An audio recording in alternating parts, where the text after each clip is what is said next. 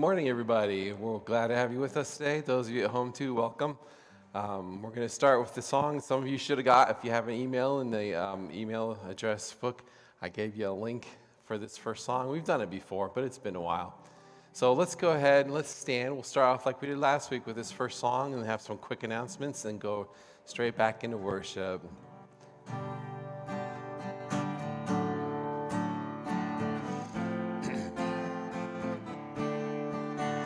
Oh God, you are my God, and I will ever praise you. Oh God, you are my God, and I will ever praise you. I will seek you in the morning, and I will learn to walk in your ways. And step by step you'll lead me, and I will follow you all of my days. Oh God, you are my God, and I will ever praise you. Oh God, you are I will ever praise you. I will seek you in the morning, and I will learn to walk in your ways. And step by step you'll lead me, and I will follow you all of my days. And I will follow you all of my days. And I will follow you all of my days. And step by step you'll lead me, and I will follow you all of my days. And step by step you'll lead me, and I will follow you all of my days. Let's follow Jesus. Please remain standing for a brief moment. Good morning, everybody. Just a couple quick announcements. This week, if you're on the Finance Committee, don't forget Thursday night, you have a meeting. And women have women's breakfast on Saturday morning. All the details are in your bulletin, so make sure you get a copy of your bulletin for what's coming up. Thank you. We're all familiar with Job, right? Okay, we know what happened to him and how he lost everything and how God brought it together for him and in the end and that. But during that time, he had no idea what was going on, but yet he knew that all he was and all he is from God. In Job, we're reminded in verse 20, then Job got up, tore his robe, shaved his head, and then he fell to the ground and worshiped. He said, naked I came from my mother's womb, and naked I shall return there. The Lord gave, and the Lord has taken away. Blessed be the name of the Lord. Despite all this, Job did not sin, nor did he blame God. Let's join Job with singing, blessed be the name of the Lord. Blessed be your name in the land that is plentiful, where the streams of abundance flow. Blessed be your name. Blessed be your name when I'm found in the desert place, when I walk through the wilderness. Blessed be your name. Every blessing you pour out, I'll turn back to praise. When the darkness closes in, Lord, still I will say, blessed be the name of the Lord. Blessed be your name. Blessed be the name of the Lord. Blessed be your glorious name. Blessed be your name when the sun's shining down on me, when the world's all as it should be. Blessed be your name. Blessed be your name on on the road marked with suffering. Though there's pain in the offering, blessed be your name. Every blessing you pour out, I'll turn back to praise. When the darkness closes in, Lord, still I will say, blessed be the name of the Lord. Blessed be your name. Blessed be the name of the Lord. Blessed be your Glorious name. You give and take away. You give and take away. My heart will choose to say, Lord, blessed be your name. You give and take away. You give and take away. My heart will choose to say, Lord, blessed be your name. Blessed be the name of the Lord. Blessed be your name. Blessed be the name of the Lord. Blessed be your glorious name. Blessed be the name of the Lord. Blessed be your name. Blessed be the name of the Lord. Blessed be your glorious name.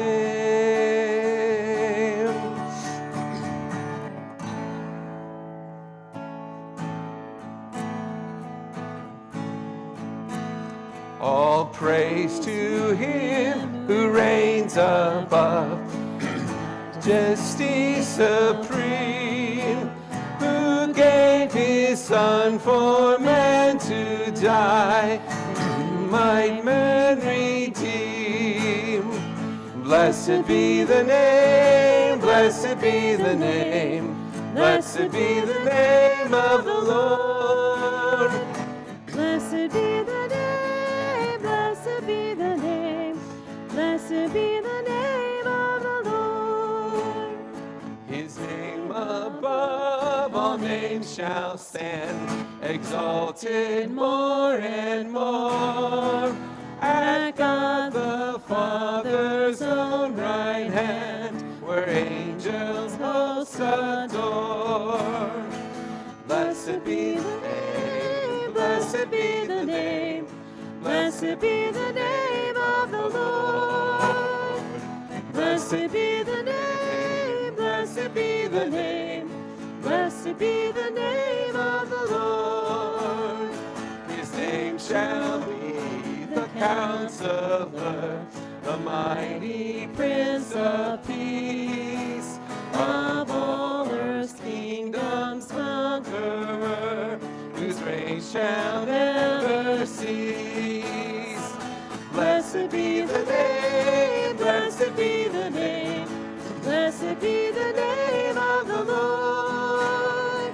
blessed be the name, blessed be the name, blessed be the name of the Lord. Bless the Lord, O my soul, O my soul, worship his holy name.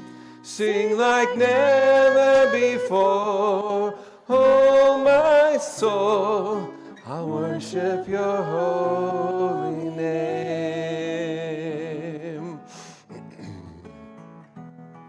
The sun comes up, it's a new day dawning.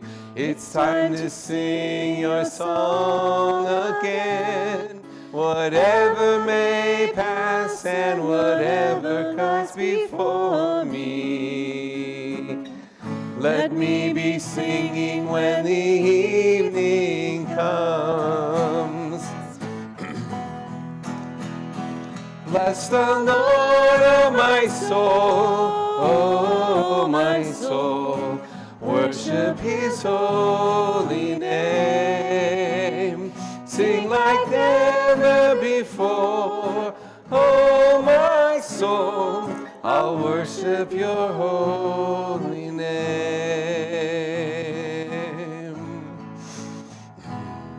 You're rich in love and you're slow to anger. Your name is great and your heart is kind.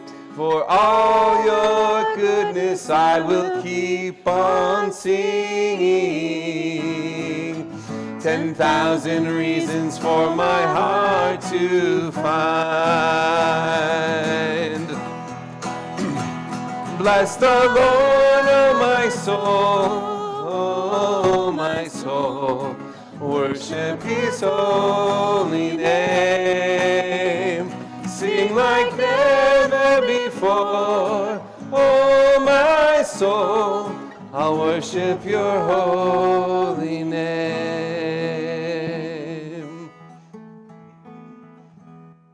And on that day when my strength is failing, the end draws near and my time has come, still my soul will sing your praise unending. 10,000 years and then forevermore. Bless the Lord, oh my soul, oh my soul. Worship his holy name. Sing like never before, oh my soul. I'll worship your holy name. Bless the Lord, oh my soul, oh my soul. Worship his holy name. Sing like never before, oh my soul. I'll worship your holy name. Worship your holy name. Lord, I'll worship your holy name.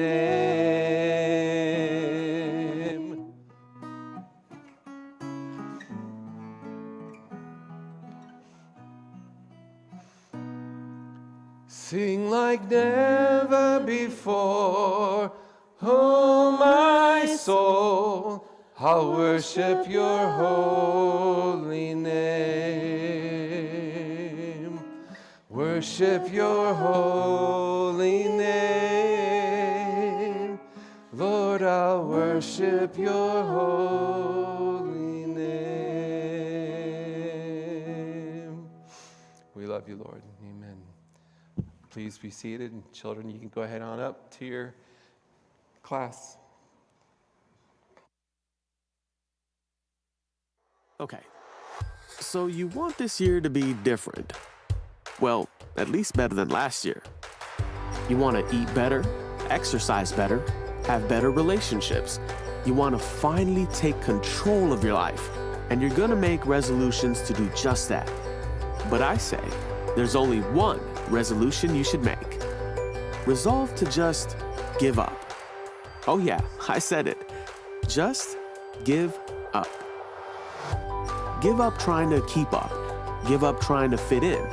Just give up control. Realize today that you are not God. Turn your life over to His care. Pray only for the knowledge of His will. Be guided by His word. Making this year better isn't about finally getting control of your life. It's about recognizing that your attempts at control are what caused all the problems in the first place. And today is your chance to finally just give up and give it all to God.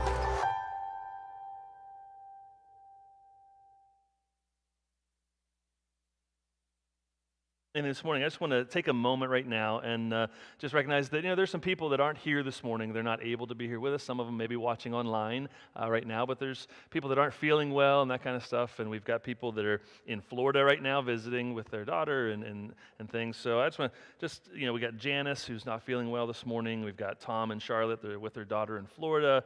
We've got Marilyn Royer. I know she's not feeling well right now. And Mona Collins. We've got a number of people, and I'm sure I've missed some people that are probably not feeling well and not able to be here and stuff, and we just want to take a moment right now and let's just pray for them this morning and just pray for God to just continue to heal them and to give them comfort. Father, just thank you this morning for this opportunity for us to be here this morning to gather together, and Father, we think of those that aren't able to be here this morning. I pray, Father, that you would just be with them, that you would comfort them, that you would give them that peace that you promise, Father, in whatever situation it is that they're going through. And Father, I pray that you would just continue to heal their bodies and allow them to get back to health, Father, so they will be able to get out and do the things that they desire to do, Father. And Father, I pray that you would just really work in their lives at this time. And Father, this morning as we look into your word a little bit and as we talk about making better resolutions and things, Father, I pray that you would help us to take something from this morning and apply it to our lives, Father. And these things I ask in your name. Amen. All right, so we've been talking about this idea of making better resolutions, right? That's been the topic of conversation for the last few weeks, and this morning I just wanted to remind us real quickly before we get started of what a resolution really is. A resolution is a firm decision to do or not to do something. That's what we're really talking about, right? We talked at the beginning especially, we talked a little bit about New Year's resolutions and stuff like that, but I think we quickly realized we're not talking about just New Year's resolutions. We're talking about something, making decisions that are important decisions, right? That affect our daily lives and things like that. And this morning, we're going to be looking at choosing what's important, right? We're going to be choosing what's important. And here's the thing: these decisions that we make, as we said before, they tend to define who we are. Right? Decisions that we made in the past determine who we have become today, right? And decisions that we're making right now and decisions that we're going to make in the future will determine kind of who we will become in the future. And a lot of times it's not just big decisions, right? It's not just like, oh, there's this big decision I have to make and this could determine my future, and all this stuff. But it's the little decisions. It's the little things that we do every single day, those decisions that we make that can affect who we will become in the future or who have made us who we are right now. As we think about this idea of choosing what's important, I'm just curious about this. How many of you guys would say that you've said this, that you wish you had more time for something, right? Maybe you'd say, I wish I had more time to spend with my kids. Or I wish I had more time to pray. Or I wish I had more time to read or read the Bible or just read a good book or whatever it is. I wish I had more time to work out. I wish I had more time to fish or travel. Maybe I wish I had more time to serve. Those are all good things, and there's lots of times in our lives, especially in our busy lives, that we would say, man, I wish I had more time to do this or that. Right? But then you get these things like, well, but I know I really want to do this, but I got to go and I got to mow the yard, right? I got to do the dishes. I need to change the diapers. I got mouths I need to feed. I got bills I've got to pay. I've got chores that need to be completed. I've got all of this stuff all of the time. Maybe I've got this work project that's just kind of looming, or maybe you're online and you just got to get that post that you're making on Facebook perfect, right? Maybe that's what it is. I don't know. But the thing is, we get so busy, right? We get so busy, and the common response to this question of how are you doing is what? What's kind of a common response that you can think of when somebody says to you, like, how are you doing? I hear a lot of times the common response that I get is that I'm just too busy. I'm busy. Right? Hey, how you doing? Oh, I'm busy, right? I got a lot going on. I got too many irons in the fire. I'm trying to figure out how I'm going to do this, and I'm just kind of rushing from one thing to the next or whatever. And how many of you would say that you often feel like you're too busy, like you've just got too much to do? That life is it's basically just every day you wake up and going, okay, where am I rushing to first? And then where do I have to rush to after that? And then where do I have to rush to after that? And then it's this constant pressure of I got to do this and I got to do that. And how many of you have said there's just not enough hours in the day, right? I've said that many times. There's many times I look at things and I go, man, I just wish there was more hours in the day because I just got so much I want to do, but I just can't get it all done. And this morning we're going to look at this a little bit because really, we never should be saying that we don't have enough time for something. We really shouldn't be saying that we don't have enough time for something. And here's the thing. Before we get into this, I really want to make this clear. This morning, I am preaching this to myself as much as I am to you. This is one of those ones where you start preparing a message and you're like, man, I really need to work on this. And boy, I need to work on this. And man, I know this I need to do. And man, I need this in my life. And so if you're sitting there thinking, boy, he's talking to me. No, I'm not necessarily talking to you. It may be for you this morning, but it's also for me this morning because things just get so busy.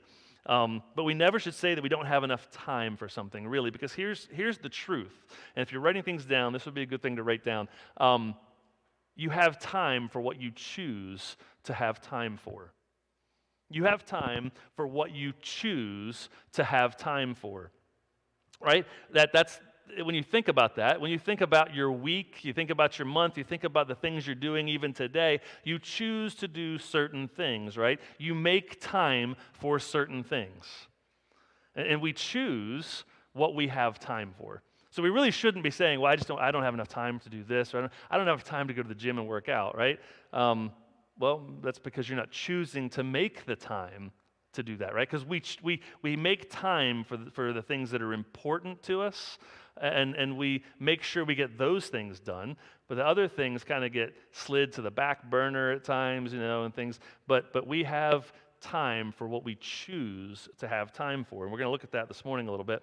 And this morning, as we talk about this, when we talk about choosing what's important, what we're really going to be talking about is choosing what's important over what's urgent, right? We're going to talk about choosing what's important over what's urgent. Because how many times in your day do you go, man, I have to do this because this popped up and I just got to get this done, and I was planning on doing this or that, but I have to do this now because this is urgent, right? This came up and I have to get it done, right?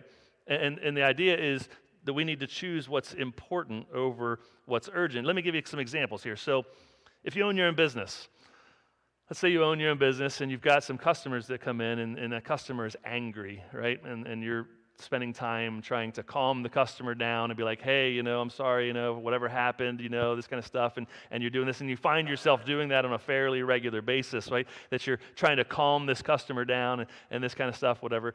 That's something that's urgent, right? Like, hey, I got an angry customer. I've got to deal with this. It's urgent, right?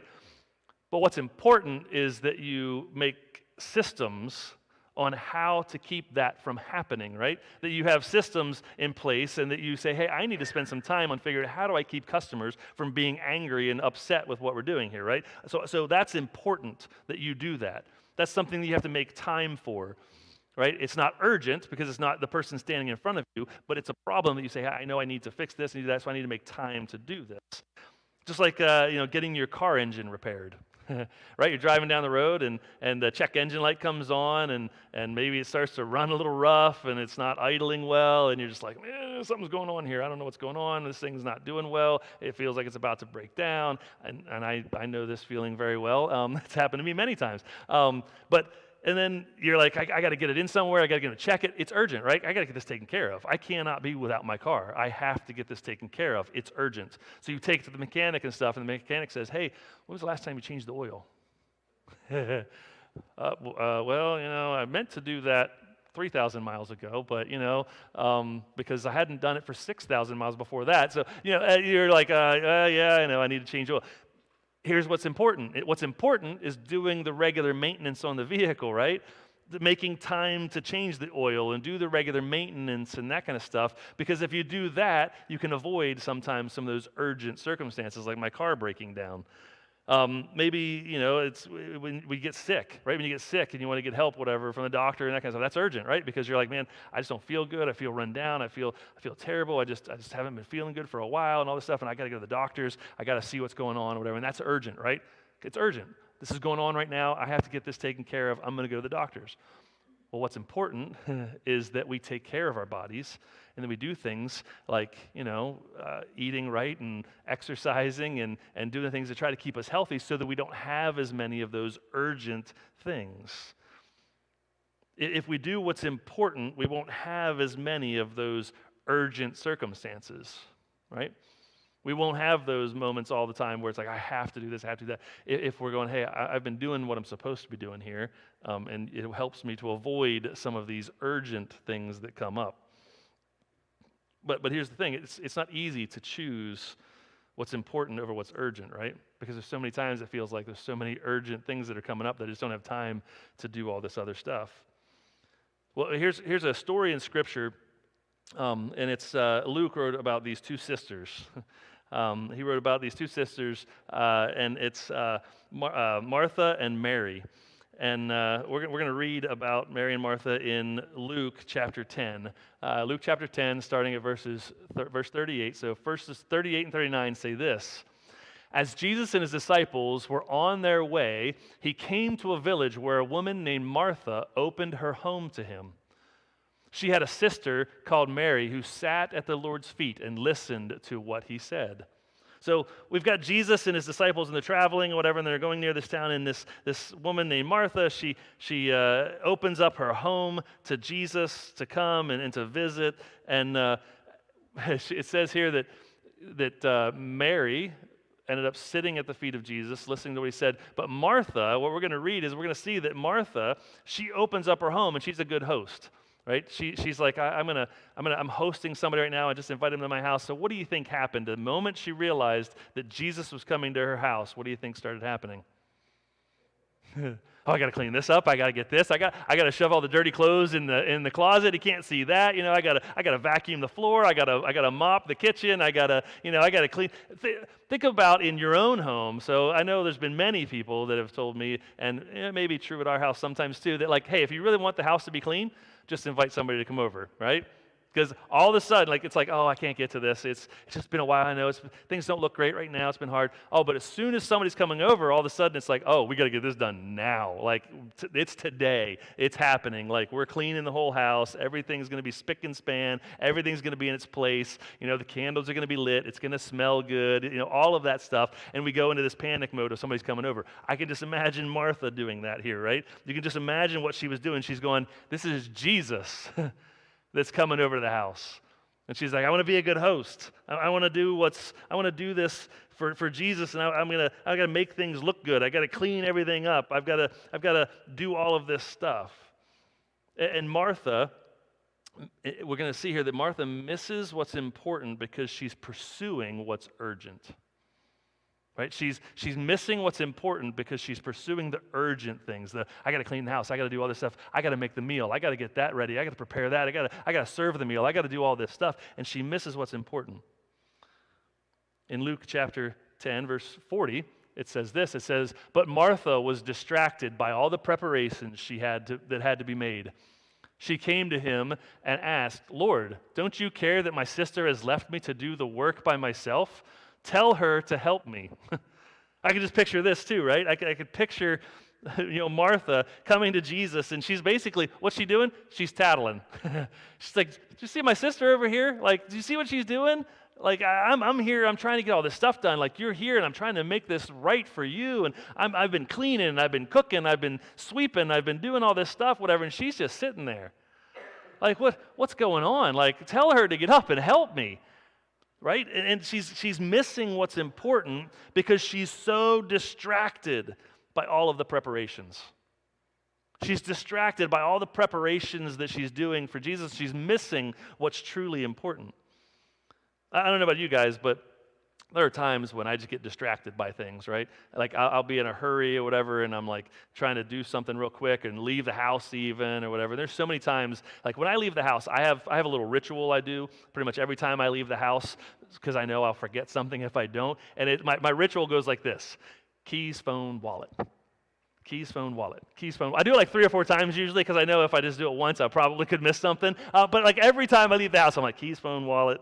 All right, I'm good, right? And then a little bit later, I'm like, okay, keys, phone, wallet. Yeah, I still got them. I'm good, right? But there's been so many times I'll go, okay, keys, phone, wallet. And I'm like, Wait, wallet. Wait, where's my wallet, right? And now I'm rushing because I'm supposed to be somewhere. I got this urgent thing that I have to do or whatever, but now I'm distracted and I'm not doing what's important. I'm not doing what's urgent because I'm now looking for my wallet because I didn't do what I should have done in the first place, is take those things out and put them in a place where I know that they're going to be. Instead, I left it in my coat pocket, which is now hanging in the closet, and I'm looking all over thinking I just laid it down somewhere, and it takes me like 20 minutes searching around the house like, where's my wallet? And hey, hon, where'd you put my wallet? Don't ever say that, because that's never a good thing. I say it way too often, I'm sure, when I can't find something. Hey, hon, have you seen this? And there's always that implication of that maybe you did something with it. But I'm searching around and finally I'll find it. I'll be like, wait, I was wearing a coat yesterday. I bet I put my wallet in my coat pocket, which I never do. I always keep it in my pockets of my pants usually, but every once in a while I'll stick it in there and then I forget where it's at. And so I get distracted by that, and I start looking all around, and now I'm like, I'm faithfully, searching for this wallet, but I'm not pursuing what's important, right? I'm distracted by what I really need to be doing because I let something that I should have been doing distract me from that, right? I should have been a little bit more faithful with where I put my things and knowing where my stuff is so that I don't have to spend time searching for it when I need to get somewhere and do something that's important. It's what if you're distracted, right? Are you distracted by things? Do you have things in your life that distract you from doing things? Are you are you faithfully pursuing the urgent, right? The urgent things, like you're faithfully doing, this is urgent, this has to be done. And it's all for good reason, right? You're like, but I'm faithfully pursuing these urgent things, but are you distracted and totally missing what's important?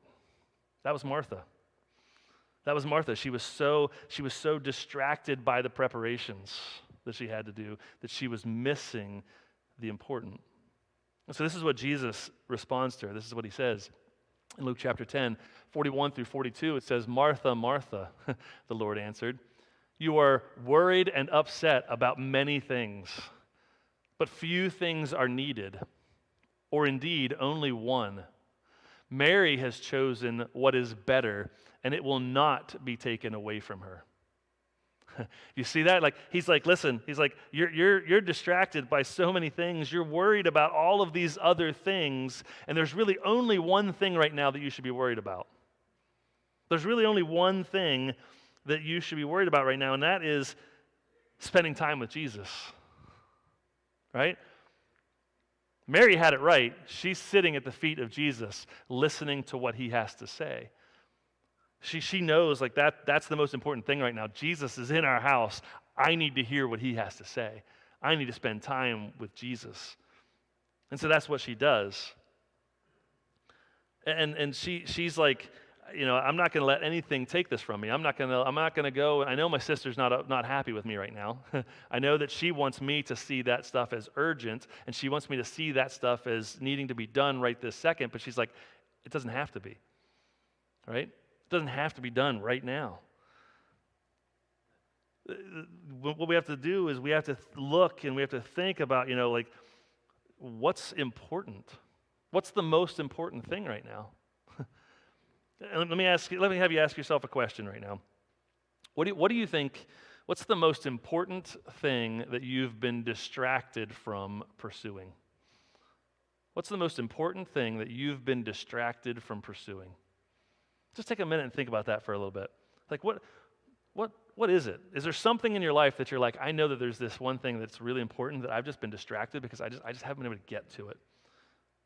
Maybe it's spending time with God. Right? Maybe you haven't been able to sit down and read your Bible like you want to because you feel like I'm just too busy. I just can't fit it into my schedule. I try, but something always comes up, and I just don't ever have time for it or whatever. Maybe it's spending time praying or whatever. Maybe it's spending time with your kids.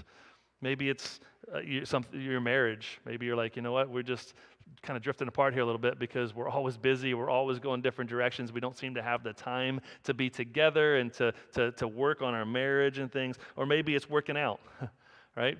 Maybe it's exercise and things, that you go, hey, I know it's important for me to take care of my body. I know that I'm supposed to do that, but I just don't have time for it, right? This is where I'm guilty, right? I'm like, I'd love to be exercising and working out stuff, but I'm always like, I just don't have time for. Like, when am I going to have time to go to the gym and do that? Like, I got all this other stuff I got to do, right? And so the urgent and all this other stuff takes priority over what's important.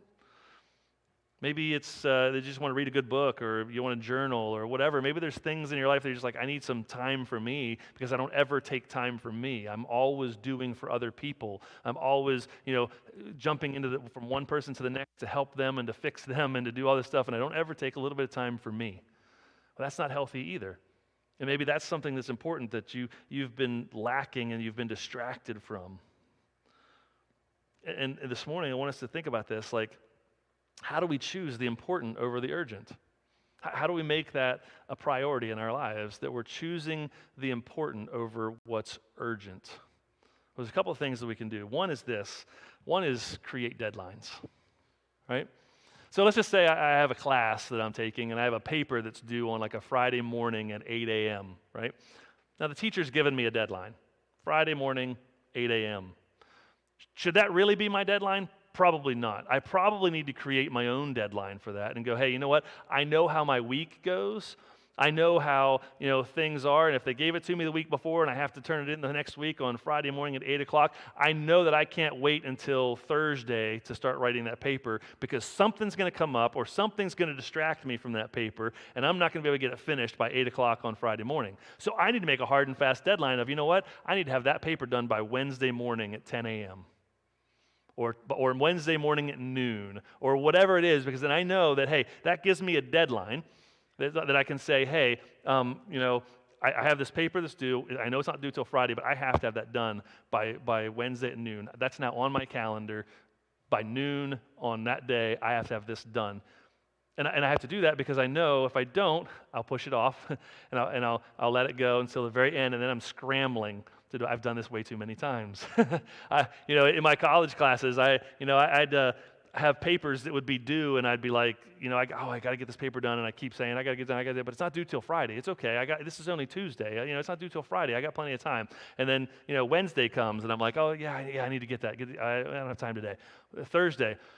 Okay, it's due tomorrow. Like, I really need to get on top of this. And like Thursday afternoon, I'm like, okay, I got to start writing this paper, And then I write this paper, and it's probably not as good as it should have been because I didn't do it when I should have. I kept putting it off, and I allowed urgent things or whatever in my day to push that off on something that was really important. It was important for me to get that paper done because I was going to be graded on it, and I had to get that in. And I allowed this other stuff to distract me. And so we need to create these deadlines for ourselves. That's, it's the same with like sermons, right? If I'm preparing a sermon for Sunday morning at 10:30 a.m., I probably need to create a deadline sometime in the week and say, hey, by this time during the week, I'd like to have this done. I'd love to have my sermon done by like Wednesday afternoon. That would be amazing. It may not be realistic, but that might be the date that I try to set. I might need to make it a Thursday or something like that, depending on my schedules and stuff, but I need to have a deadline there to say, hey, by this time I'd like to have this done and all buttoned up so that I don't have to worry, and so that I don't have to fuss over this last minute and then be scrambling and going, hey, I'd love to do this with you, but I don't have time, man. I got to do this now because I should have had this done a week ago or whatever. That's the kind of stuff that we run into. So we need to create these deadlines. And then the other thing is this. Let me ask you this. How many of you people would say that you've got too many things that you're doing? That you just got too much stuff on your plate? I'm guilty of that because I say yes to too many things.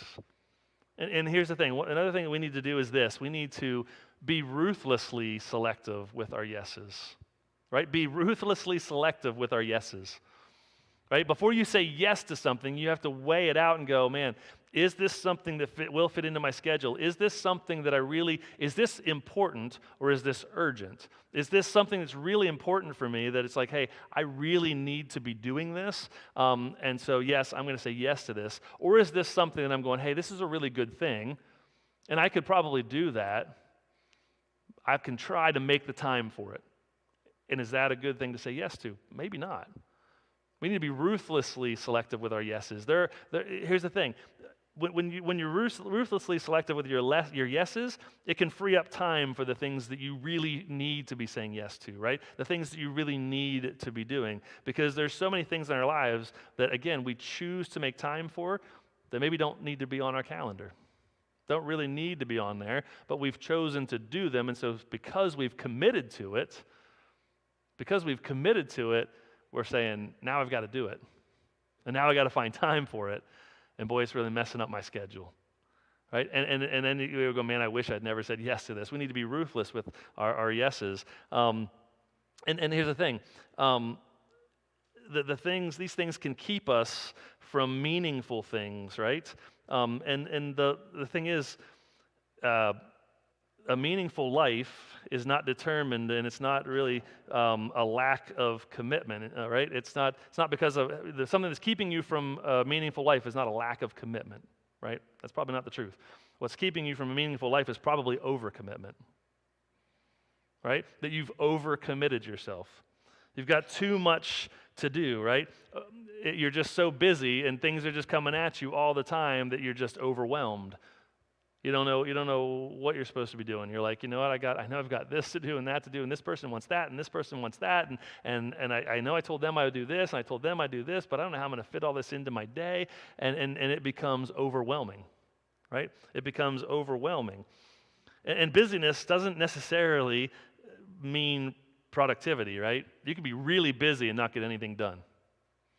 I'm guilty of that at times, right? I'm guilty of that, of where I'm just so busy and I'm like, I got all this going on, and then I'm working on all these things, but then I never really get any of them done because I've just got so much, and I'm going from this thing to that thing, and some of that may be a little bit of my ADHD, that I'm just like, oh, I just start something and I'm like, oh, but hey, this, and oh, but hey, over here, squirrel, you know what I mean? Like, it's, you get distracted. You get distracted by these things that come up, and it makes it hard sometimes to get it done. And so it's not for a lack of commitment; it's a lack of it's because we've overcommitted to things.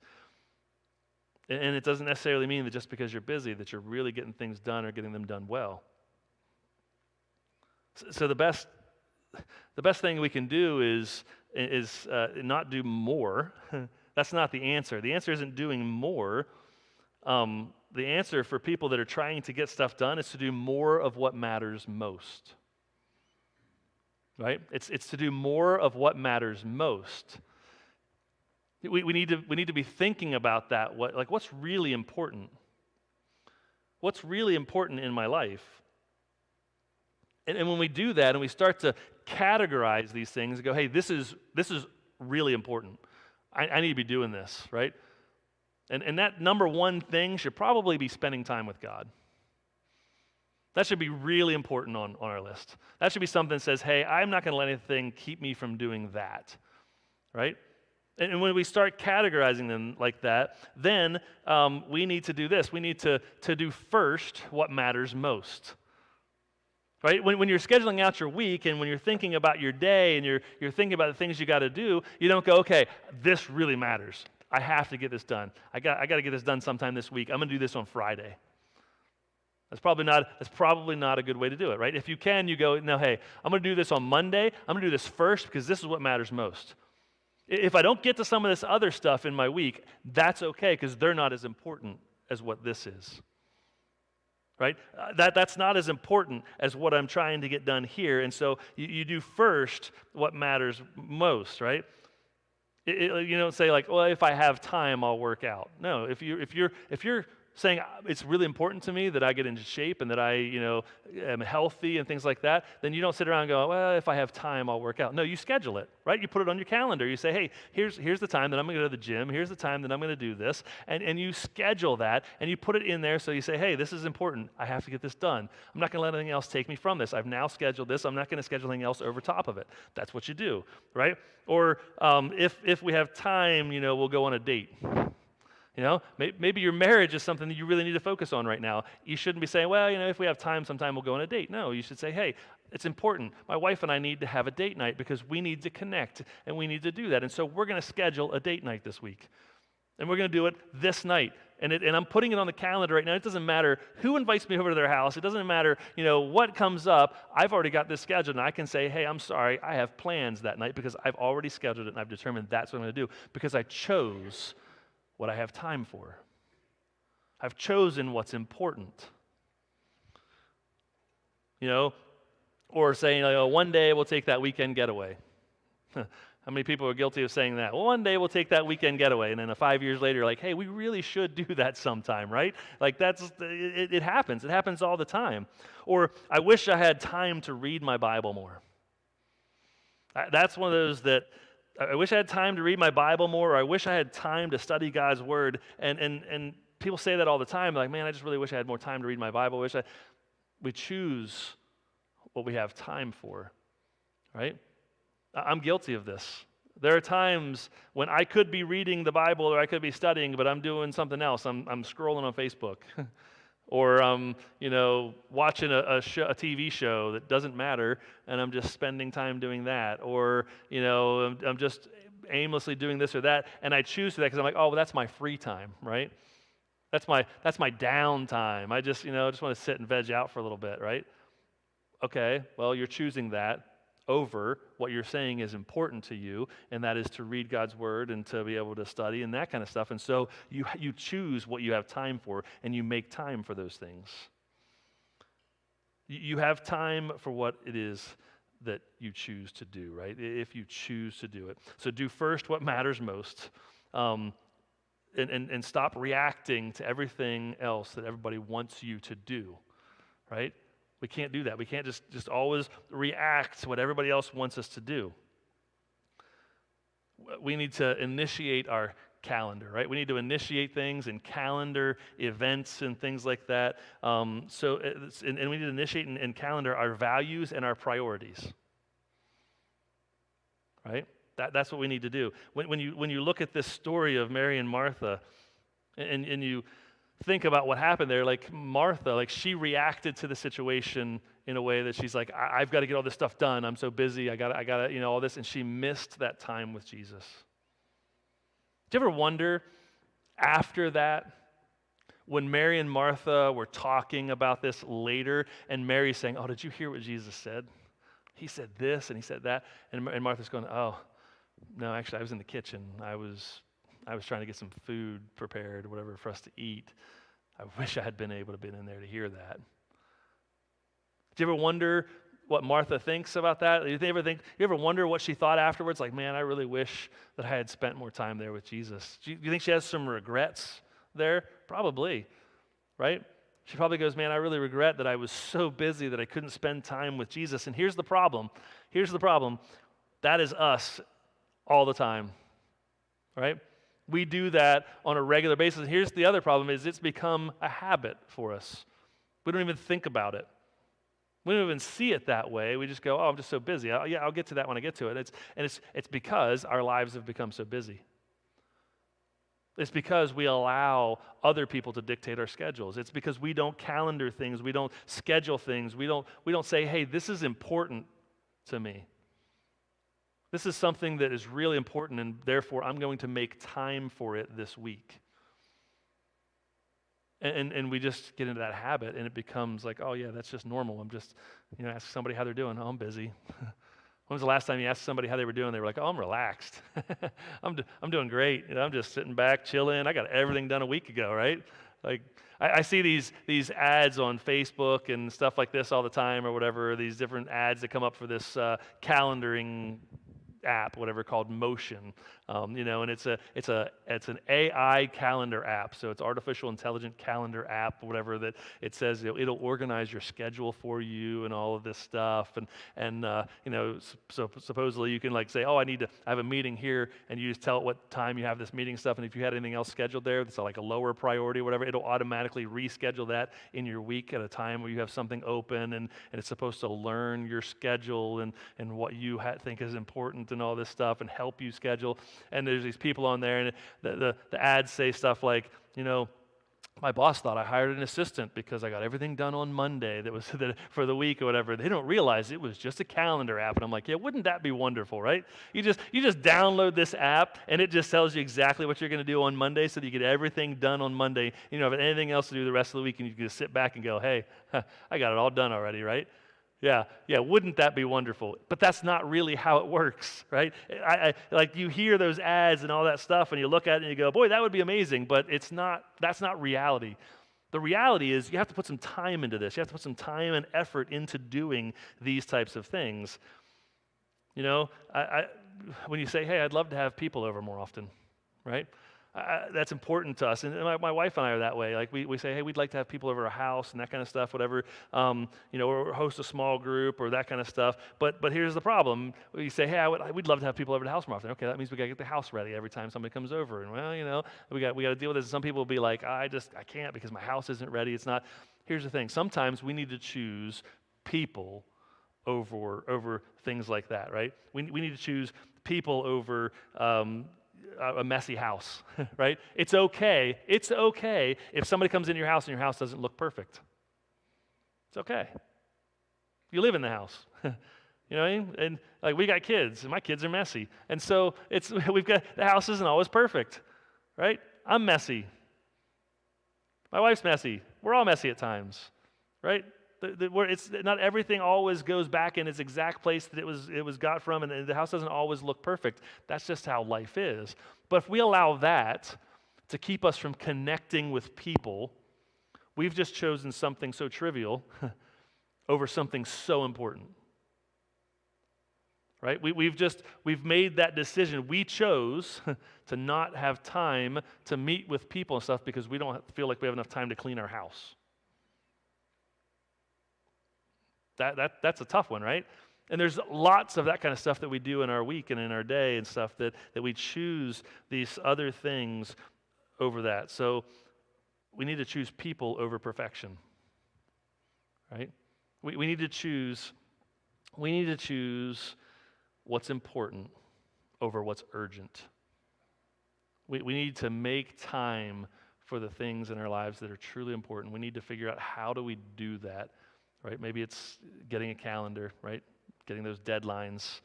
Maybe it's prioritizing those things in a proper way and saying, hey, here's what's really important for me. And right at the top of that list is I need to spend time with Jesus. I need to spend time every week with Jesus on these days. Maybe it's going to be every morning I'm going to get up and I'm going to read my Bible and I'm going to pray and I'm going to spend time with Jesus. Whatever it is, however that is for you, whatever your schedule looks like, what works best for you. Maybe you're like, I'm not really a morning person, but in the evenings, man, I love to just sit before I go to bed. I love to sit for an hour or two and just sit and read and pray and talk to God before I go to bed. Maybe that's better for you. Maybe it's in the middle of the afternoon. Maybe you're somebody that says, hey, in the middle of the afternoon, I've got this time that I really don't have to use for something else. I could schedule my time there. And you say, every day I'm going to take this time and I'm going to commit to doing it. And I'm going to put it on my calendar so that it reminds me and so that it's not just a thing where I have to remember every day that, I'm going to do this at this certain time, but I literally put it on my calendar so that it reminds me to do it and I have a little bit of accountability. Maybe you need to have an accountability partner. Somebody that you talk to on a regular basis, they say, hey, how are you doing? Hey, how's your walk with Jesus? Have you spent time in the Word this week? Have you gotten this? You told me last week about something that was really important to you that you really wanted to get done. How are you doing with that? Did you schedule it this week? No, I got too busy. Well, okay, what are you going to do for next week? Let's get it scheduled for next week. And you sit down together and you say, hey, let's calendar this out a little bit. Let's figure out where do you have time that you can do this. Let's put it on your calendar now. Don't let anything else crowd that out. Right? We need to choose what's important over what's urgent. And here's the thing, it's those little things. It's those little things in life that really matter. Because here's the thing, like we could talk about the big decisions that we make, and those big decisions matter, right? There's a lot of big decisions out there that really can change the directory of your life and everything else. But here's the thing, you don't live in those big decisions every day. Where you live is you live in those little decisions every day, right? It's all of the little decisions that you're making every day that add up over time and determine who you're going to be, really. It's all of those things. That's where you live. And so, yeah, you could say, well, okay, I need to work better on, making these big decisions and stuff. No, it's the little decisions that you really need to master, that you really need to figure out how do I make these better in my life and how do I make these. Because when you do that, it's going to make it so much easier with the bigger decisions and stuff because you've got these little decisions that you've worked out. It's the little day in and day out things. It's that idea of every morning when my feet hit the floor, what am I going to do? How am I going to plan my day? How am I going to make sure that Jesus is part of my day? How am I going to have purpose that day? Like we talked about in the first week. Am I gonna put my feet on the floor and ask Jesus, what's my purpose for today? And how am I gonna fit that into my schedule? How am I gonna choose what's important over those urgent things that pop up? Because I've said, hey, this is important. I need to speak with Jesus today. Martha chose what was urgent. Mary chose what was important, right? She chose to spend some time at the feet of Jesus. And I love what it says. It says that Jesus says, Mary has chosen what is better, and it will not be taken away from her. Mary has chosen what is better, and it will not be taken away from her. Isn't that neat? I love how Jesus said that. Like, he's like, listen, she chose what's better. She chose to spend time with Jesus, and that will never be taken away from her. That time is precious. That time is what feeds our souls. It's what allows us to connect to the Father so that we can live our life the way that He has called us to live. And if we don't make time for that, then we're not making time for Jesus and allowing Him to really work in our lives in the way that He can. Right? We need to make time for what's important. And that goes for all kinds of things in life. All kinds of things. I used to be part of a thing called Fight Club. It was a men's ministry that we did. And I liked Fight Club. Fight Club is really cool because it prioritized things for you a little bit. It was based off of like 4 areas: mental, physical, spiritual, and relational. Those 4 things is basically what it was supposed to work on. And so every week, for 10 weeks, you would sign up for a 10-week period, and you'd get put into a squad of other men. So you'd be broken up into where you had like maybe 4 people in your squad. And every week on Wednesday night by midnight, you had assignments that were assigned to you on Thursday morning. You would get your assignments, and you had 1 week to complete them. So Wednesday night at midnight, they were due. And there were always assignments in there, like there was always something for the physical part. It was exercise this much this week, do something like that. There was always something for the spiritual part, which is, read your Bible, read this chapter of the Bible this week, do this, maybe journal a little bit, whatever it was. There'd be assignments in there for that. Then there was, for the mental, it would be, okay, hey, read this book. I read some really good books during Fight Club that helped me out a lot, like Paul David Tripp and some of these guys that have some really good stuff out there. But reading this book helps me mentally. And then relational. Relational was huge because there were guys that were in relationships and stuff like that they didn't really pay attention to like they should have and stuff like that. So there'd be assignments in there, and it was really cool because like there were times like they would say something like, "Hey, this week," and it's like 3 times this week, leave a little love note for your significant other around the house somewhere for them to find. Or this week, do the dishes. If you don't normally do the dishes like 3 times this week. If you don't normally do them at all, do them at least 3 times this week. Or run the vacuum cleaner, or clean the house, the whole house. Pick a day and just clean the whole house sometime or whatever, and stuff like that. So there'd be all these things in there that they would be asking these guys to do.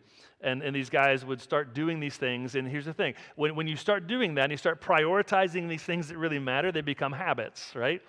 And so one of the coolest things I ever experienced was when a guy came up to me one time, and it was like, when a woman came up to me one time at church, and this was like 3 or 4 weeks after our 10 weeks had ended. Our Fight Club was done, that chapter was done, and we hadn't started a new one yet. It was going to, they run them every so often. And so it was about 3 or 4 weeks after that, and this woman comes up to me at church, and she's like, "Hey, Pastor Pat, can I talk to you for a second?" I was like, "Sure." She goes, "So I didn't realize like these assignments, that you're going to keep giving assignments and stuff to my husband." And I'm like, "What are you talking about?" She's like, "Well, the assignments, like, she's like, one of the number one rule of Fight Club is you don't talk about Fight Club, okay? So that's, but she comes up to me, she's like, "Listen, I know about the assignments that you gave them to do dishes and to clean the house and to do that stuff, whatever." And she says to me, so I didn't realize you were going to keep giving him these assignments or whatever. Like, that's really cool. It's really nice. I was like, "What are you talking about?" I was like, "We're not giving him any assignments." She's like, "What do you mean?" She's like, "Well, then why is he doing it?" I said, "I don't know, maybe because he loves you." And she's like, okay. And she welled up, like her eyes were welled up. She walked away like she was like, wow, like, okay. And like it made a difference in their life and in their marriage because this guy went through a Fight Club thing and he learned some of these habits and stuff like that to do these things and to focus on what's important, right? He was now focusing on his marriage like he had never done before. And his wife was recognizing it, and she's like, and it was simple. It was little things. It's those little things, right? It's the little things that we live in day in and day out. It's those things that really matter. And because of that, his marriage is healthier than it ever had been before, because he was doing these little things that his wife was appreciating. And it was crazy. She literally thought I was still giving him assignments, and I'm like, it's because your husband loves you and he wants to do this for you, and he realizes now how happy that makes you, and he wants to do it for you. That's pretty awesome, right? And that's the thing. When we do this, when we do this stuff, it starts to build those habits. And once we start building those habits in our lives, it can improve our lives in so many different ways.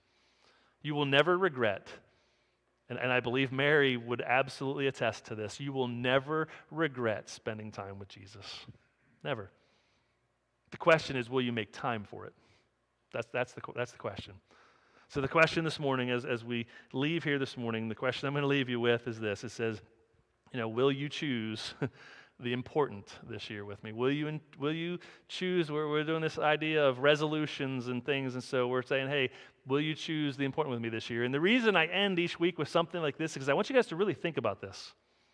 I really want you to think about it and say, will I choose to do this year? Because here's the thing, if you choose to do it this year and you actually do it, not like a normal New Year's resolution, that kind of stuff, whatever, but if you actually do it, if you say, you know what, I'm going to choose to work on this and I'm going to make this part of my life, if we choose to do that, like pursuing purpose and God's purpose for us, choosing that, or choosing what's important, if we start doing that, it becomes a habit.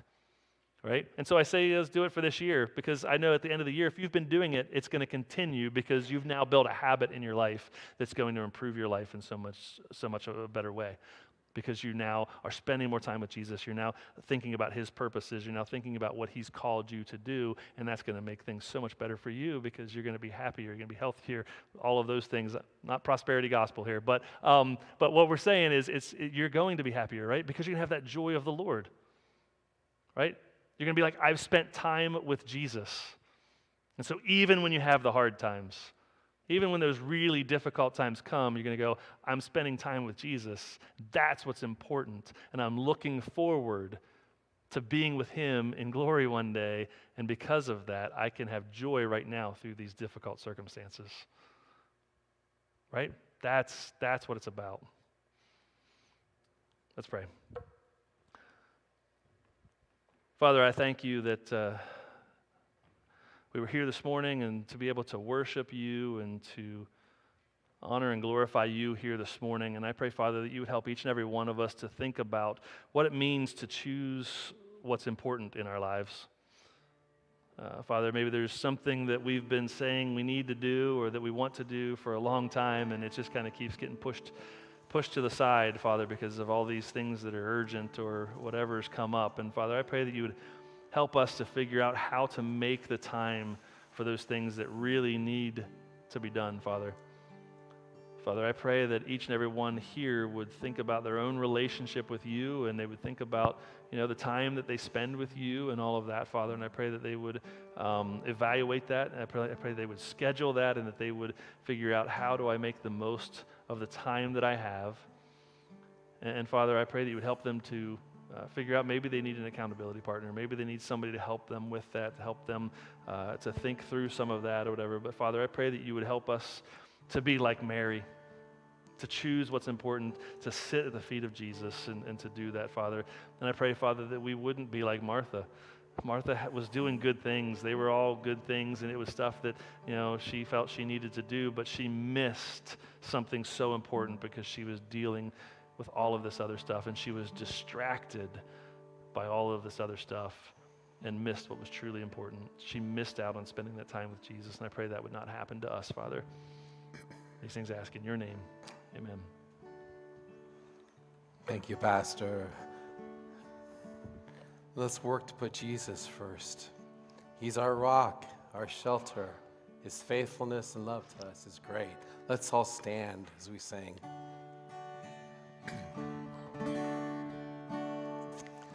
Great is thy faithfulness, O God, my Father. There is no shadow of turning with thee. Thou changest not, thy compassion they fail not. As thou hast been, thou forever will be. Great is thy faithfulness, great is thy faithfulness. Morning by morning, new mercies I see.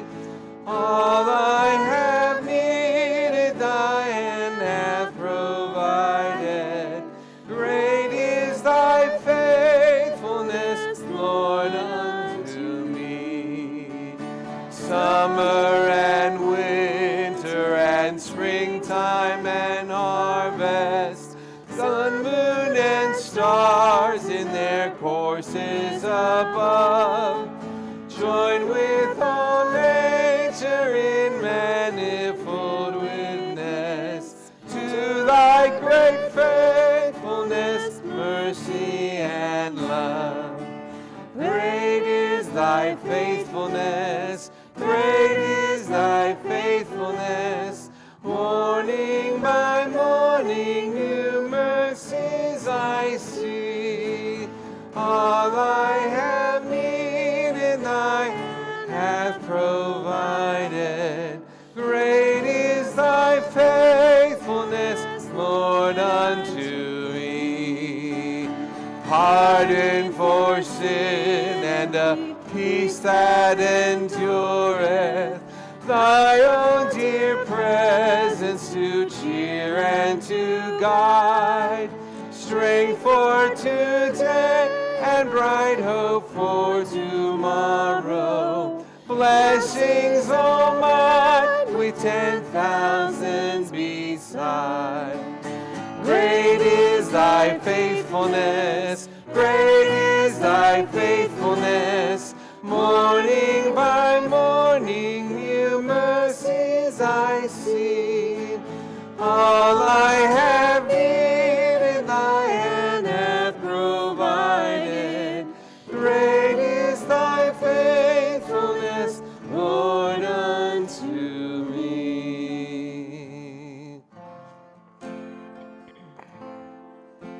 The Lord's our rock, in him we hide, a shelter in the time of storm.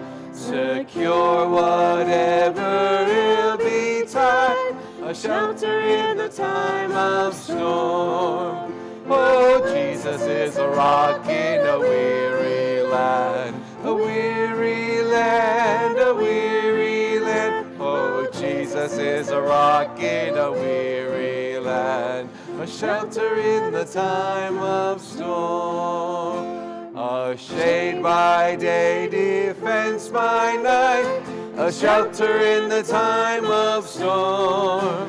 No fears, alarm, no foes affright, a shelter in the time of storm.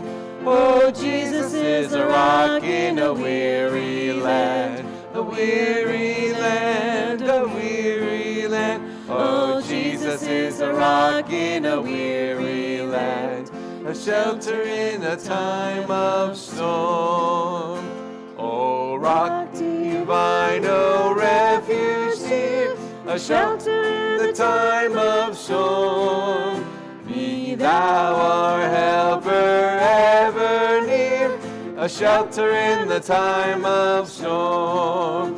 Oh, Jesus is a rock in a weary land, a weary land, a weary land. Oh, Jesus is a rock in a weary land, a shelter in the time of storm. Remember that this week as we work to put Jesus first. He's our rock, our shelter, and he loves us. Go with God and have a great week.